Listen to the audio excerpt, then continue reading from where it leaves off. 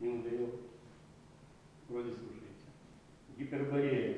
Россия — новая Гиперборея с блаженным ощущением границы, едва-едва понятного пробела великой ненаписанной страницы. Вся эта смесь народов и сокровищ, раздор пустой и легкая спесивость, набросок чуды мастера, и то лишь до тех эпох, покуда не свершилось преображение людское, то есть всего того, что всяк переболело, генплан, как фантастическую повесть, век сочиняем для Гипербореи на разных языках, задуман конкурс на лучший гимн и на бессмертный эпос.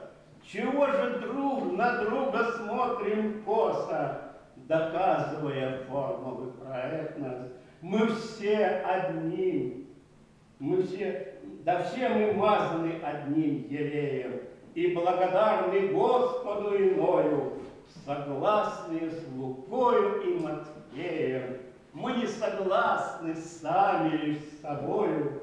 Россия — новая Гиперборея, где вольный свет старинной пирамиды под флагом первозванного Андрея от Арктики горит до Антарктиды. Браво!